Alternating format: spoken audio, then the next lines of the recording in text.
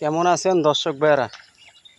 তো আজকে আমি কিছু কথা বলবো যে অনেক লোক আছে আপনার যেই কোনো জায়গায় কাজে জয়েন হইলে নতুন অবস্থায় মানুষে তো মানুষের মার ফেডের থেকে কেউ কাজকে শিখে আসে না।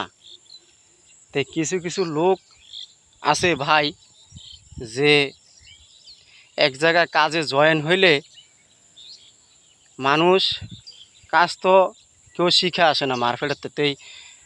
এক জায়গায় কাজে যাইলে করে কি তারা কাজ পারে না, না পারলে কিছু কিছু আমাদের সমাজে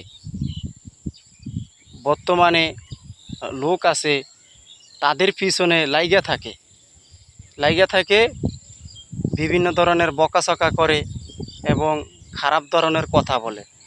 তো সমাজে চলতে গেলে ভাই সবার সাথে তাল মিলিয়ে কাজ করতে হয়, বুঝছেন ভাই? কেননা এখন দেখবেন অনেক লোক কিন্তু যেই কোনো জায়গায় যায় কাজ কাজ ভাও করে নেয়, তখন দেখা যাচ্ছে কি নতুন অবস্থায় কাজ না পারলে মানুষ বিভিন্ন ধরনের কথা বলে থাকে এবং আপনার পিছনে অনেক বদলোক লাইগা থাকে। মানে কিভাবে তার কাজটা এখানে না দেওয়া যায় ওই চিন্তা ভাবনা করে আমাদের সমাজে। আসলে সবাই কিন্তু মার ফেডের থেকে কাজ শিখে আসে না।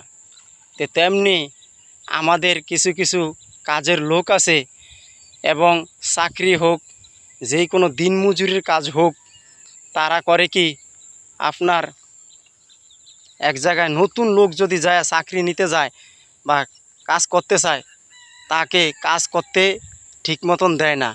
কারা? যেমন কিছু কিছু বদ লোক আছে, পুরান লোক, এদের কারণে মেল ফ্যাক্টরি বা যে কোনো দোকানপাট মালিকের হয়ে যায়, নষ্ট হয়ে যায় এবং বিভিন্ন ধরনের মালিকের নামে মানুষে বদনাম করে যে অমুক দোকানে গেছিলাম, অমুক কারখানায় গেছিলাম, যে মানুষ আমাকে মানে এই মালিকে চাকরি দিচ্ছে না এবং কয় কাজ পারছি না। আরে ভাই, নতুন অবস্থায় সবাই, আপনি আমি সবাই কিন্তু নতুন অবস্থায় কোনো জায়গায় কাজ পাচ্ছি না,